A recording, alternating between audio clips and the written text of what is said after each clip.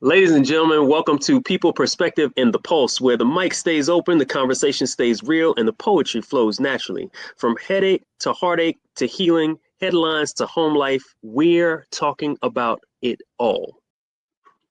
Welcome, welcome, welcome.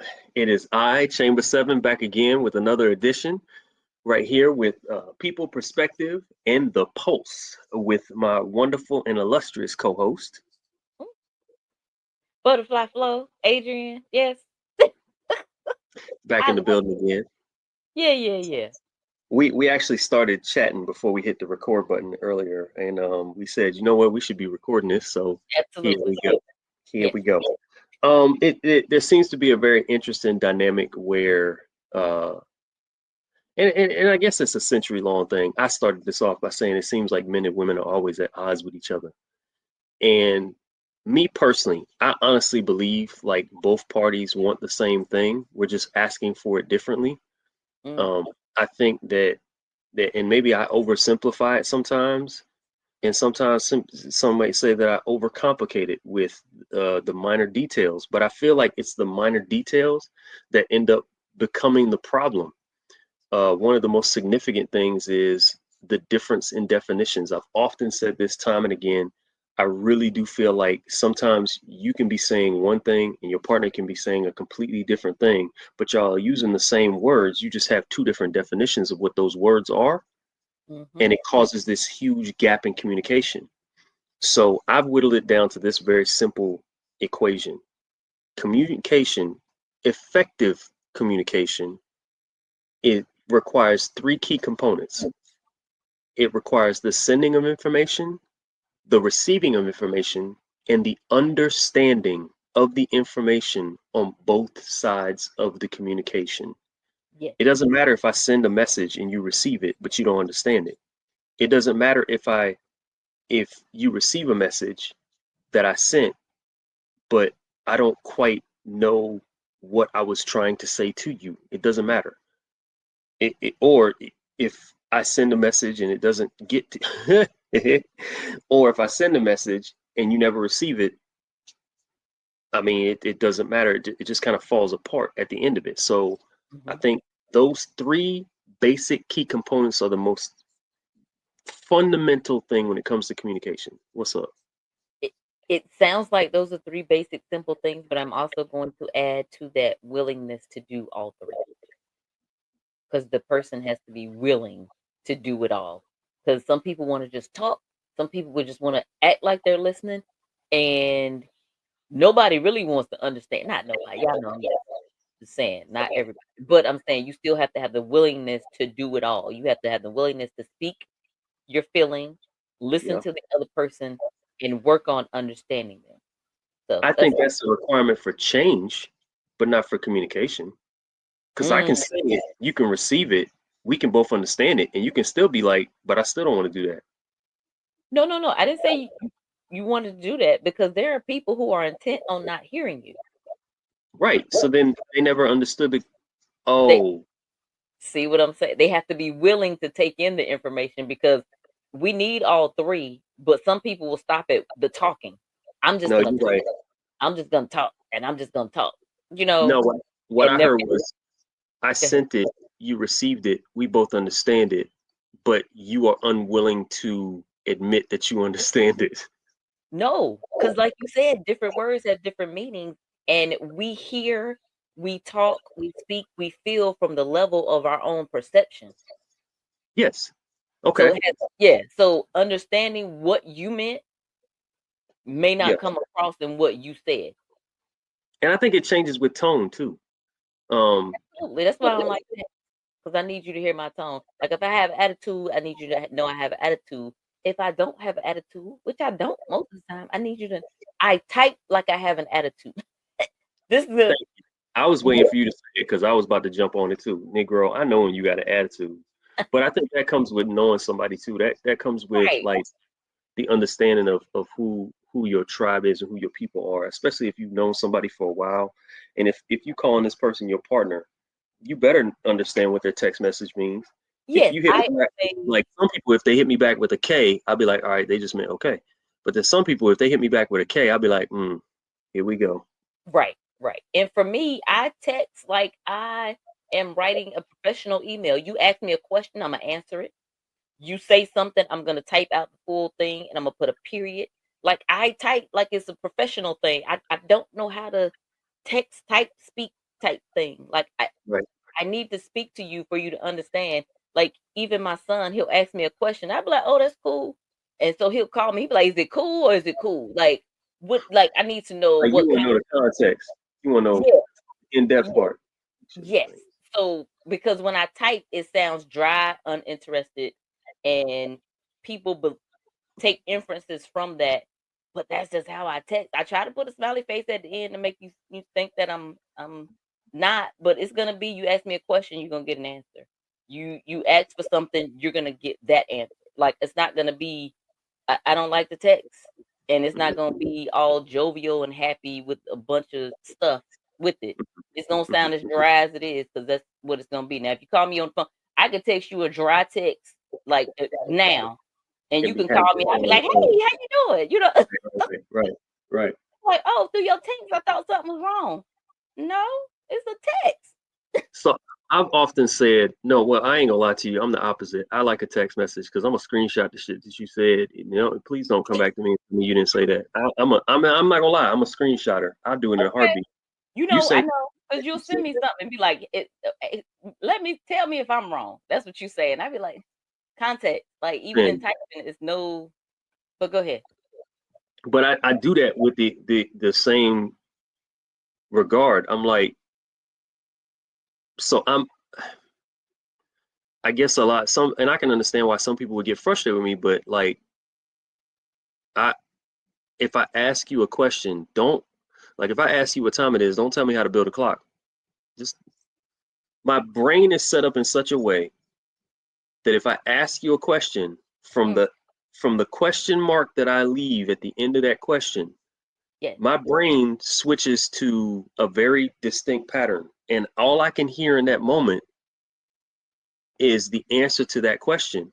If you spit out a bunch of words and my brain filters all that gibberish and you still ain't answered the question or added any context to what I was talking about, I Mhm. can't hear you. And that goes back to the 3 things about the communication. Because remember I said some people just like to talk. They It's ain't saying facts. nothing. It's not man, I tell you, I can call my sis I should do it right now, call her on speaker and just be like, "Hey, how you doing? I just got off work. I'm sitting here getting ready to fix me something to eat. I was gonna wash some clothes and this and okay, how you And doing?" nothing about how she doing. No, and then I'll ask again, "How you doing?" "Oh, well, I just sat down. I think Imma watch something." "How?" And then I'll just say, "How are you doing?" "Oh." Like in here.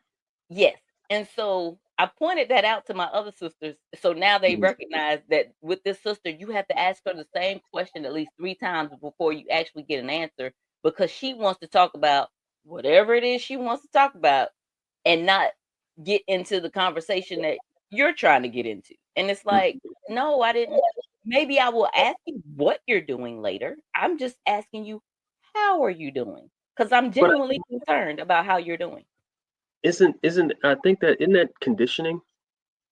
Yeah, I think that's just social conditioning. We are so attuned to people people ask. understanding how we're doing Yeah, based on what I tell you is going on around me. yeah, yeah. And I'm violently opposed to a lot of social conditioning, and it's the reason why I operate the way that I do. It's probably the reason why I seem so aloof a lot of times. People are like, yeah, but I asked you a question, you didn't answer it. No, I answered your question, and sometimes I use it as an anti-manipulation tactic.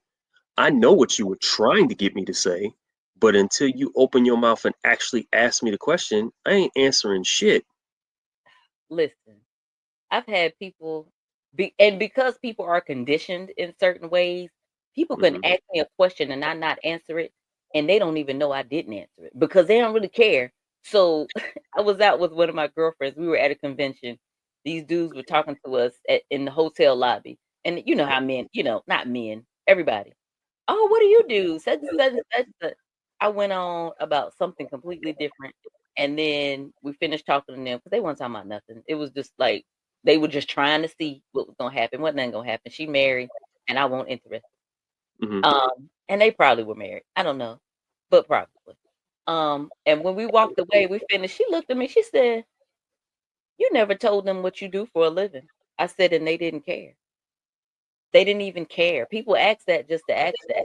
So when I said an answer, I went around the topic and asked something else. They didn't even realize I didn't say it. And plus, I don't always like telling people what I do for a living when I meet them because I don't want the stupid questions that follow by most people. Not everybody, but Hmm. I've had too many to where I'm like, you know what? It's not even worth it because I don't even care about you right And now. you and I have had this conversation before, offline before, where that again, a part of social conditioning. A lot of times people ask you what you do Hmm. in order to inadvertently, subconsciously figure out the How to? appropriate level with which to place you at Yes. in order to communicate with you. So I have a notorious habit. Like I wear a lot of hats. So depending upon what environment I'm in, that's what I determine as to what I tell you I do. You'll Right. ask me what I do, and in some places I'll just tell you, yeah, I DJ sometimes. You know what I'm saying? Hmm. Or I'll say, yeah, I'm an actor, or I'm a model. But I rarely ever tell people, like when I was in the military, for the longest time when I was in poetry circles, nobody knew I was in the military. Hmm. They just thought I just fell off for a little bit and then I showed back up again. And then I remember one time somebody tried to clown me and they were like, you probably one of them people that, what I'm saying, always chill. I'll be like, I got a job. Like I have a full-time job. This is just something I'm doing on the side. Like I just do this for fun. And then in some cases, this is a weird one. Um, you would tell people that you're a poet or you're an actor. And for some reason, they always equate that to, oh, that makes you a great liar. And I'd be like, where you get that from? Right. And they're like, because you play pretend, and I don't ever know when you acting. And I was like, well, if you don't know if I'm acting or not, you don't know me. And probably don't need to. That is Like, a bona fide fact. yeah, yeah. So no, I am with you. It's just so many instances of people wanting to misunderstand you. And the reason why I don't answer about what I do, because I get stupid stuff because like you said, people try to figure out where to place you. And Hmm. if I say psychologist, they automatically try to use big words, they try to speak big. Dude, I am at a restaurant. I am not trying to decipher what this means. I'm trying I I ain't need trying to think on that like, level right now. No. yeah, like this just showed me right here you're intimidated and you think I'm smarter than you, so you have to pretend. I don't have time for that. I don't have And I time. and I get tired of especially at work. Sometimes it's annoying as hell when Mm. people always want to feel like they gotta one up you. And I'm like, dude, I've lived a life too. You know what I'm saying? We don't have to do this. Like we can go blow for blow, and you can show me all the places you've been, and I can show you how you didn't learn shit when you went there. I've traveled to 14 different countries. My passport might not be updated right now, but I'm gonna get that joint re-up. And that's another thing. A lot of people like to classify you. Well, you got your passport, and I'm like, oh, so you don't like being at home that much? Like, don't get out of my face. Like I've Right. traveled the world. I've done a lot of stuff, and you know what I've learned from traveling the world? That everybody has their challenges and sometimes there's a nuance here and there, but everybody is doing basically the same thing, just with a Mm. different flavor or a different color or a different language. It's all the same stuff, and we always want to make some things so super complicated by Yeah. being like, I went over here, I went over there. Okay, congratulations. So you spent most of your money and most of your time running away from your problems at home, and you expect to belittle me because I like to stay. I'm a homebody. Like if anybody that truly knows me, I like to pop out every once in a while, but Mhm. most of the time, I like my house. It's nice and quiet here. All my stuff is here. This is the first time in like 30 years I've had all my stuff in the same state, let alone the same building. Yes. I get to play with stuff. I got a bunch of projects I want to work on, and I've been slowly but surely working on them little projects, and I enjoy it. But Listen. some people find a way to escape their regular life every single time they get a chance. But this is, I call this club butterfly where the bills are paid, the water is free, and the food is plentiful. You know. You know what was dangerous? Let me tell you the one thing that was dangerous. Mhm. When I had an Amazon Prime account for, and I'm almost embarrassed to say this, for like 2+ years before I realized that I could order stuff and it would come to the house. I said, hold on, is that what this accounts for? And then when I discovered Uber Eats and DoorDash, oh, you hang that up. Wait, I don't have to cook tonight? I ain't gotta go to the I will store? say I can't do delivery. I barely do pizza on delivery, but I don't eat pizza anymore, so I don't. I have to go and get my food if I'm gonna get it. I don't trust it. I don't like it, and it costs so Why? much. And in my mind, it costs too much. I ain't even gonna hold you. It costs too much. If I, I can get my car, because sometimes I just need to leave the house, and then baby Brown, she got to get driven every now and then. But yeah, if if it's like $10, I can go down the street for two. Like, I'm not doing that. I think it's you the ain't meal. going nowhere for a $10 meal for $2. You're not. And let me tell you something. No, There's no, a I'm not talking comfort about in the being able meal. to sit in the house. I'm not talking about the meal costing $2. I'm talking about the delivery fee is $10, not Oh the no, meal. I only accept the ones that have a free delivery. Oh, yeah. Okay. I'm not even gonna hold you. I'm that stingy. I will keep looking, and if I don't find it, there's some. Look, we got something at the house to eat. I'll find something in that fridge. Now, sometimes, and I'll cook. I'm not gonna lie to you, I'll cook. But there are days when I get off work, I don't feel like cooking. And Mhm. and if I could ever time it to understand when that happens, and I could have it delivered before I get to the house, whew, it's a wrap. I'm gonna tell you that right now. It's a wrap. And I love and it. what I wanna say, I figured out, and a lot of people are gonna get mad, but remember the complaint stove that To me, yeah. So, in my travels around the world, I kinda always knew this, and people get upset every time I say it, but Imma say it, and Imma stick beside it. The average American is stupid. That's what I've realized. average American. Yeah. Oh, you being nice. I look, I am still holding to the fact that the average human is not that bright anyway. I guarantee Well, you that. see, I can't say that because in other countries, you go there, they speak most people, like, speak 3 to 5 different languages. They They understand different things about people. They're open to learning different things about people. And a lot of times intelligence comes with openness. Mhm. And over here, we're not open. And even the people that you're talking about that, I'm traveling here, their mind is still not open. They still want things to be like they are here, to where some places have done that. So some places I don't like to be that are too Americanized because I want to learn something. I don't Right. wanna just be there and feel like I'm still like I done coulda gone to Myrtle Beach for that if Imma still be, I prefer Virginia Beach if Imma go. But, Yep. but And yeah, so even in being in the military, I've gone overseas, right? I'll mhm, never forget it. We'll get all the way, we'll travel, we'll go overseas, and during my tour, we get off the ship and we going around and they like, man, I'm hungry. Let me find me a McDonald's. We're in Turkey, sir. Why are you looking for a McDonald's that you can get the same food at home? Well, I just right, want something familiar. And don't get me wrong, I understand sometimes you want something familiar because you maybe feel your stomach isn't attuned to mhm, certain things. But the right, second I get off the ship, I'm looking for something. Yo, show me where the locals are. Show me where the good food is. Let me yeah, taste something I can't taste anywhere else. Let me and experience something I can't experience anywhere else. I can't get yeah, this all the time, and I'm doing it on the military's dime too. Yeah, show me where that is. That's what oh I'm yeah, trying to get. we had to go to I was stationed in Germany, and we went to France to Love be in Germany. a parade. So, we were there, we had the night free. So, we were staying at some old, military place in France. It was like Hmm. I know they took us to Toulon the next day, so it was somewhere near there. But that Yeah, night, they were like, "Oh, you can go around to the restaurants and stuff." We didn't know nothing.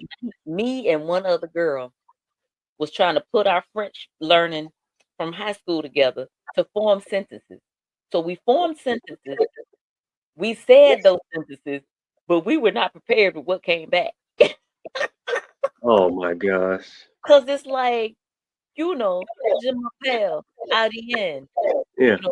and then you ask where something is, and they And then they told get you, and you like, what? I know. So I'm in Italy, right? And this is one of my favorite experiences. I'm in Italy, Mhm, and we were trying to find somewhere to eat. And every single person we got to, we understood enough of it. They spoke just enough English to say, they said, go to the red door. mm, And we were like, I mean, is there a direction? They just pointed. They Yep. said head that way and find the red door. And Italy is the funny thing is some of I've that been. stuff you see in the movies is true. All them little narrow areas where you got to walk through, it was Yeah. like that, right? So we're walking through these little narrow hallways and stuff, and I'm saying hallways, but I'm saying these are giant buildings, and you're Mm-hmm. walking through these very thin alleys, right? And I kid you not, and we were looking, and we were like, they keep telling us to go this way. It was like 4 or 5 of us. They keep telling us to go to this red door, and it must have been 4 or 5 patrons told us this, right? So we keep walking, and I turn around, and the door, like we walk past one part, and all of a sudden the alley got really big. So I turned around thinking we were going to go back, and sure enough, the door was right behind us. It was up against this wall, and it's a red door, and it was just a red door. I don't even think there was a sign on it or anything that literally told you that. So we knocked on it. The people opened it up, like, why are you knocking on the door?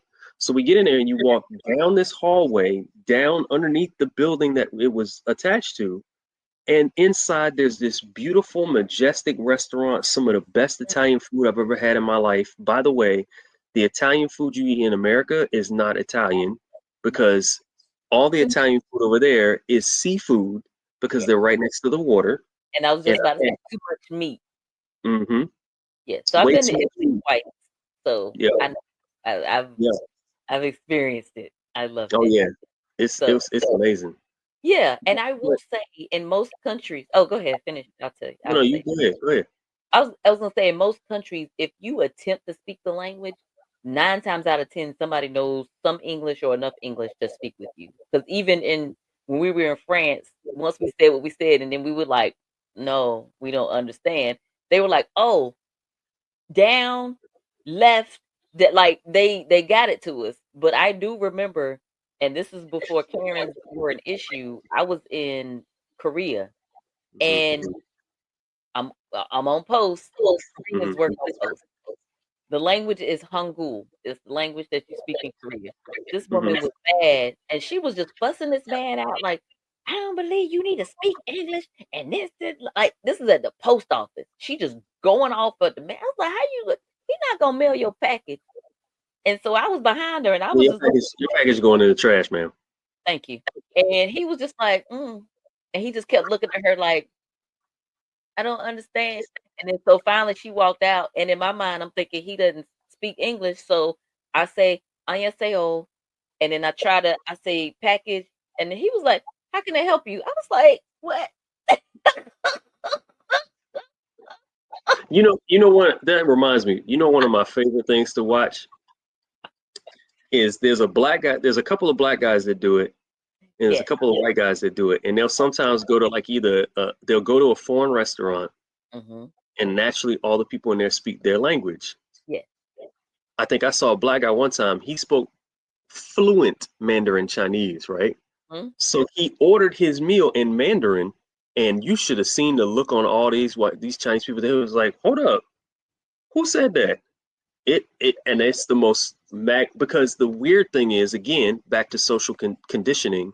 Yes. We are conditioned to believe that certain looks, Mhm. certain certain statures, certain dress codes tell us that this person is this way. Yes. And what I don't think people realize is the only reason you do that is out of a very instinctual way that your survival skill tells you to do that. The same way, I'll just Mhm. use you for an example. A butterfly is designed like that with the specific intent to look like a larger predator to keep predators away from it. Yes. So we instinctually associate certain characteristics to something in order to protect ourselves. But as a civilized society, we should have enough common sense to know that everything is not necessarily like that. Right. You know what I'm saying? Like, okay, just because he's black doesn't mean he's uneducated. But Right. that's instinctively like I saw something recently too. I'm gonna leave it here. It was like they put two black kids and two white kids in a room. And Mhm. then they said they asked the teacher to watch them from a distance and Mhm. said, look for the misbehavior. Well, what Mm. the teacher didn't know was there was an eye tracking monitor on the teacher. The teachers watched the black kids more than they watched the white kids. Of course. but they probably didn't even realize they were doing it. It's Right. just in their natural instinct to do Right. that because Right. that's what their social construct has shown them. But I will say, sometimes we as Black people live up to the reputation that's been given. 100%. So, and I can tell by how people treat me. I was going to this Korean restaurant in Durham, this was years ago, and because I love Korea, I love the food, and so nobody in there but Koreans. And then I ordered my food. I don't think I didn't speak the language. I just read from the menu. And then she stopped and she was like, "Any substitutions?" I said, "No." And she was like, "Huh." And she walked away. And then she came back and she served me. She gave me, because they have different platters, different little, accoutrements and stuff. You use a big word for the day. Uh-huh. And then I grabbed my chopsticks and I was getting ready to eat. She was like, "Have you been to Korea?" I said, "Yes." She was like, "Oh, okay, okay, thank you for coming." Blah blah blah. And I was like, "You're welcome." But Yeah, I will say, because I've seen it, and my mama love you. She's one of these people that will send stuff back, ask for substitution, want to change stuff. Well, why I gotta be like this? Because this is what it is. This is what. So so a lot of times, restaurants, different places, even even nails, not the one I go to. Nail, hmm yes, Black owned. We are good. But hmm in the past, when I was going to other types of nail places, it hmm would be, you know, when I didn't have a complaint, they just be like, I saw my, I was about to tell it. I don't care. I saw one of my cousins in one of the nail salons I used to go to cutting up. I was like, you know what? Let me get out of here. Cause like, why are you doing this? I don't, Right. and then gonna speak to me. Don't speak to me. Cause No, no, no. I don't want them to know that we are associated with each other at all. no, cause and it's not about embarrassment. Yeah. I don't want people to think that we treat all people like that. Like how Black businesses get a bad rap. Oh, the hmm Black business don't do this. No, it was that Black business. And it could have been That's that true. person that was working that day. You keep going to Walmart every other day, and many people that boycott Target, some people are still going. So don't come at me with, ooh, Black businesses do this, Black businesses do that. Yeah. No, all of them are not like that. That's why I don't go Black businesses. But these other people will follow you, say you stealing, run your pocket, all this other stuff, and you will come That's back right. in 2 days to do it all. And right back in there again, and paying for their Porsche and making sure their child stays in private school. Right. But let you tell it, the Black business is the one taking all your money. But we have to charge more, because if we're doing it on our own, these big companies have overhead, like they have stuff to pay for all of that. So we don't have all of that. So of course our stuff costs a little more. But And you know what? When it comes to black businesses, I think it's a twofold thing. I mm, think that most black businesses operate in such a way that might not necessarily have the same customer service that you would expect from some other places, simply mhm, because of the fact that maybe they don't have the background in it. right. Let's be honest. Like, it's only as of recent in the last what few 50 100 years that black business has been able to like actually open up and thrive without Mhm, somebody throwing a Molotov cocktail through the front window on a regular basis. You know what I'm saying? right. Um, Coupled with the fact that, like, I remember one time I wanted to go to breakfast here in Atlanta, so I just wanted to let me just find a nice little cool breakfast spot Yeah. to have breakfast. Mind you, and let me just make sure this is clear. It's 10 o'clock in the morning on a Sunday, 10 a.m. Mhm, Okay. So I find a breakfast spot. I said, I'm going to swing by this spot and check it out. So I stop in this place, and there's a line at the door. mhm. Okay. Brunch. This is weird. So I was like, okay, maybe there's a rush. Maybe it's that popular. Finally get in the door. I swear to you, it's like a club in there. They got a DJ. The Yes. music is bumping and stuff. And I'm like, yo, is this like an after hours spot that just like they've been open for breakfast? No, this is just breakfast, but it's No, breakfast that's in brunch. Atlanta. That's Right. brunch in That's Atlanta. Yeah, right. So yeah. I'm thinking, so I wish that more places would like tell you what type of environment it was, because I just wanted a nice little quiet breakfast. And I know a few other places that I go to here in the area up in East Point. There's a really nice one that I go to. Shouts out to them. really great place. It's called Arise, beautiful Jamaican spot, wonderful place. First place that actually got me to eat some grits, and I didn't realize what grits really were until I got there, and I had some Cajun grits. Oh, anyway, sorry. If you get a chance, East Point, Arise is the joint. Anyway, Mm-hmm. I I think that a lot of times they cater to the type of crowd that they're used to or that they know they're going to make the money from. Right. And I just wasn't that type of crowd. So, yeah, you might not like that particular business, but it's probably because that particular business wasn't for you. But if we turn around and just say, well, I don't like going to black businesses because of X, well, yeah, no, I get it. Like, I'll be honest with you. A lot of times when I DJ for people, most black people probably don't like the way I DJ my music because I play a wide array of music. Now, do I do a lot of hip hop and old school? Yes, but I play a mixture of just about everything. I've played Spanish music. I used to play poolside at a lot of hotels, and I play a mixture of everything. I had a dude walk up to me. He said, "I'll pay you $20 not to play any country music." I was like, "All right, bet." So I took his $20, right?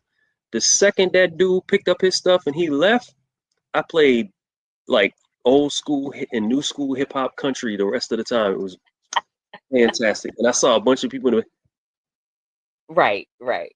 you So know. no, and that's you have to know. I went to a boutique here in Raleigh. This was years ago, Hmm. and it was a little ghetto. It was high priced clothing, and the girl that was helping her, the owner or who, yes, bitch, this, and then you gotta take it, and then you do it like this. I don't need that when I'm trying to buy clothes. I just need you to leave me Right, alone. right. And I went because it was black owned, and I had some coupons. I used my coupons, and I didn't go back because that was too much of an experience for me. I Hmm. didn't I didn't I didn't I didn't need all that. Like, I need Right. you to, and it wasn't like, yes, like, because that wasn't out then, because it was like over 10 years ago. But it was a lot. I It was was a lot. overwhelmed. But again, I think that's again a part of that same definition of a social construct. They opened up a business with a business model Yes. specifically geared to the type of people. And they knew if we advertise ourselves as a black business, we know what type of people we're going to draw in. Now, if you just open up yourself as a business and you just happen to be black, you might get a different crowd of people. And I'ma say it shouldn't be like that, because black people are not a monolith by No, that story that I just said. Because some chicks was in there, they was happy, they was going with it and everything, and I oh, was they just loved like, it. no, I'm good. Yeah, they loved it. Yes. One of the unique things that I love about Atlanta, and it's one of the reasons why I like being here, is I remember there was one night I just wanted to go somewhere and just, feel some different type of energy. And I found this thing called Controller Eyes, I think it was what it was called. Forgive me if I'm saying it wrong. Mm, And it was at a brewery. mm, And it's the most unique experience. One of the most unique experiences I've ever had where I went to this brewery. They had a bunch of nice craft beers inside the brewery. A DJ had set up, right? And mm. in the background they were playing like different clips from anime, and then you would have, and it was 4 hours, so every hour they would switch to a different DJ that would play a different style of music, and I was like, and they were all black, and I was like, this is the dopest shit ever. Like, where else are you gonna get this kind of energy from? They got Raleigh. Jeezy. That's facts. They got Jeezy concerts here where Jeezy himself will, he'll rap, but he'll rap with a concert orchestra playing the instrumental. Yes, I did see that. But I You know will what say I'm saying? Like Knife cool Wonder stuff like that. is doing that again. He was doing it like pre-COVID, and he, started back since COVID, but now he's doing like every Wednesday night. Yeah. Um, and it's like him and four other DJs on Wednesday nights, and they just switch out, Hmm. but on a Wednesday. I might I have to love go it. Wednesday, now that I say it. But yeah, Yep. so they started that series back up, and look, and I know we've been on here for a long time. So what I'm gonna do is, Hmm. because I told you, before we got on here, I wrote a poem. So I'm just gonna read it, because we're supposed to be talking about poetry on here. And this is the rough draft. I just wrote it. Oh, no shit. You're gonna know who it's about as soon as I write it, and I can't see your face because I'm gonna be reading it. So Wait, are they gonna know who it's about? probably Okay. you're gonna know immediately. Oh, okay. So the song says, maybe we'll be butterflies, you know, in our next lifetime. You be as smooth as butter, me as fly as a bird, or is it the other way around? Either way, we are already butterflies. What we forget is that it's difficult for butterflies to stay together, other than migration. Even when we are destined to be in the same place, it doesn't mean at the same time. And because butterflies are free, so are we, free to follow our own paths. I just wish those paths led to each other, or at least caused us to miss each other or to reach out to each other. No, those paths have taken us far and wide and away from each other. You see, butterflies are good at exploring and finding new experiences. They are not always good at staying in one place, sometimes for safety reasons, other times the next venture's called. So yeah, butterflies we are. Together, not so much. Maybe next lifetime will be something that mates for life, like a bald eagle or a seahorse.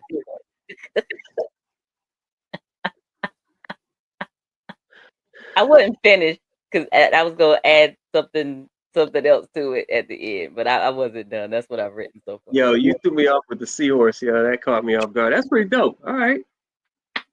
Maybe we'll be butterflies. So let me ask this question, Yeah, because yes, I know exactly who you're talking about. I know. And for those listening, it ain't me. Uh, Um, because we got to clarify because men and women ain't supposed to be friends, and we happen to be I mean, friends in these listen, conversations. So listen. Okay, go ahead. But go ahead. nah, you just say it. No, no, no, no. You say what you was going to say. Go ahead. But I wonder along that same, I guess you could say, thought pattern that we had, even though two things seem like they should fit, Mm, they don't always fit. right, Like, right. and I'm assuming that's what the premise of your piece was, right? Yeah. Is that yeah, and sometimes I think it's because I'm gonna say it again, because of the social construct that we have, we make these ready assumptions that Mm-hmm. oh, you're this and I'm this, and these should fit. And sometimes somebody in that formula will be like, nah, something don't feel right. Mm-hmm. Mm-hmm. And then if the other person says so, then they'd be like, oh nah, you ain't trying hard enough. No, some things should Well, really actually just be easy. yeah. Yeah. Yeah. So, And if it's not, maybe you're trying to like I think I've made mention of it too sometimes. Two puzzle pieces that just didn't fit. I remember, man, there were I these moments when I've been in solitude have helped me to look back at my past and say to myself, what the fuck was I thinking? Like you look back at some of the just down to like things that I've chosen or professions that I was in or even relationship partners and friends that I had and I go to myself, what? And you look at their history and all the stuff that they had and you'd be like, what? Why did I think that was going to work? right. Right.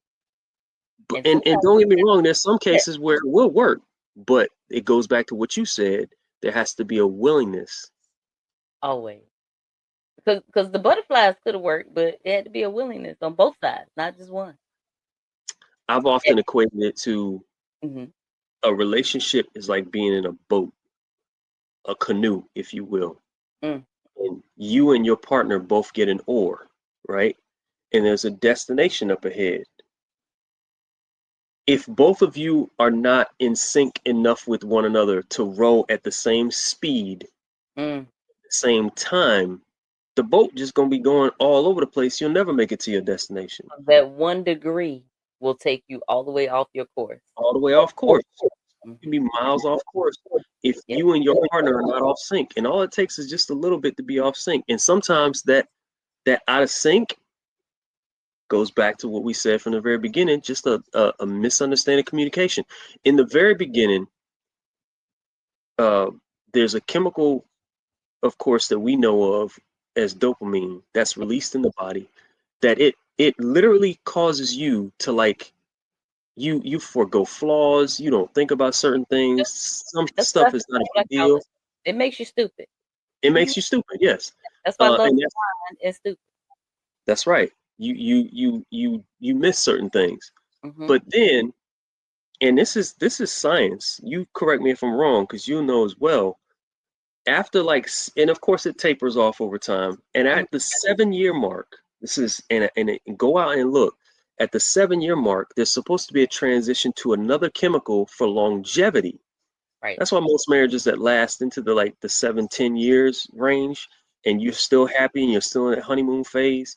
If you reach that point, it's very highly likely you're going to stay together forever, because you get to that longevity part and you just keep working at it. As long as you have a partner where you're in lockstep with each other and y'all are thinking together and everything is going well, and yeah, you're going to have fights and things aren't going to go well, but like you just can't see not being with this person for the rest of your life. And here's the catch, they have to feel the exact same way for you.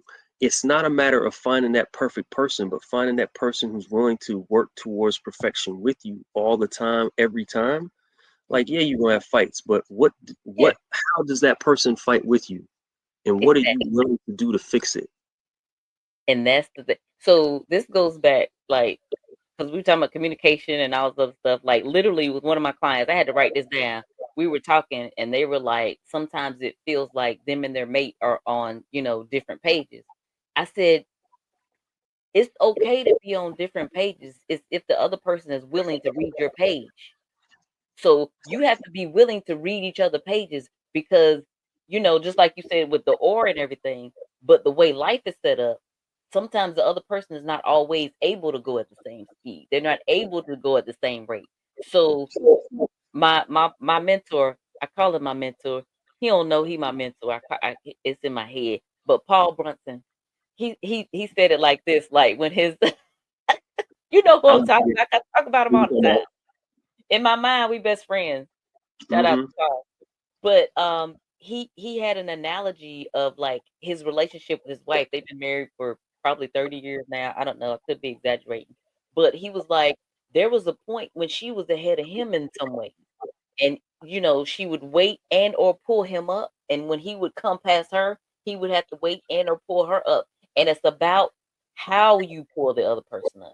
You don't make them, you don't nag them, you allow them to know. And it was one of those things, like, he tells the story, like, his wife bought him the suit that he went on when he was first time on Oprah. They didn't have any money. She was like, "You doing this, you need this suit." And he got on Oprah and he blew up, and so that helped the family. So it's like you gotta be willing to help. Now, time out. Imma say this.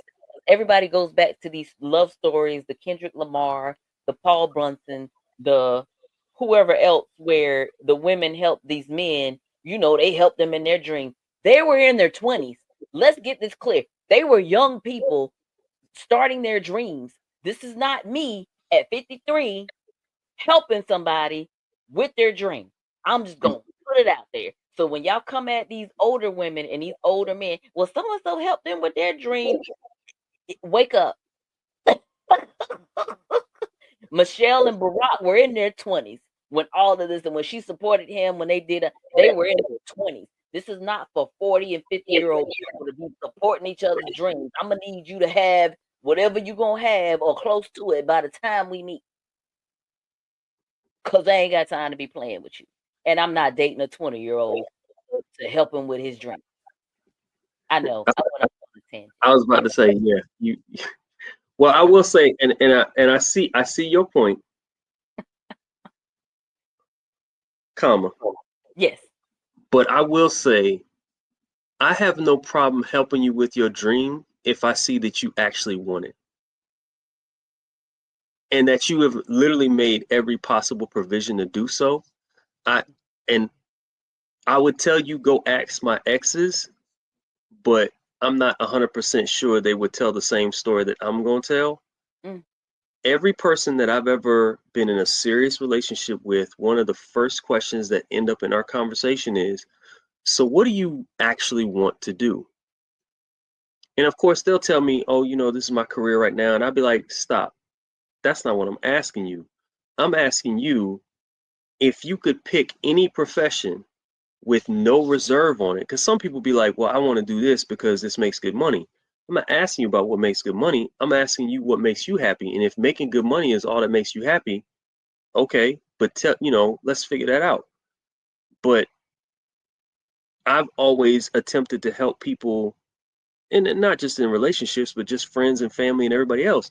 What do you actually want to do? Like, what is it you want? What is it that would make you get up in the morning and be like, I'm excited to get up. I'm looking forward to the next challenge I have today ahead of me. And I've always attempted to put them on the path towards that because I know that a happy partner is a happy partner.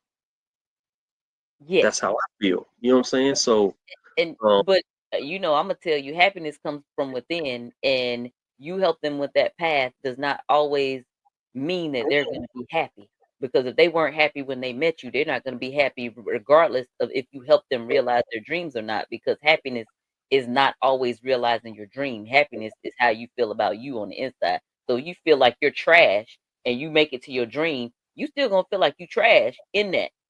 So oh yeah, well, I mean, that then goes into the complexities of understanding like who you are yeah, and so on and so forth. But there's eh, no but sense in you doing what you don't like doing. That also ain't gonna help towards you finding that level of happiness. So I agree with you there. yeah. Yes. So, and I always go back to you have to be happy first.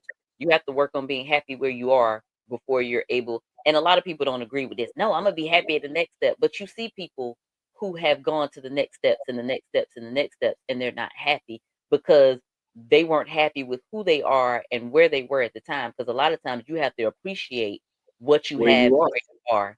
And then when you go to the next step, you're gonna appreciate what you have and where you are. And it's all about who you take to that next step That's inside of true. you, who that person is, you're Yeah, taking to the next step. I can So see that.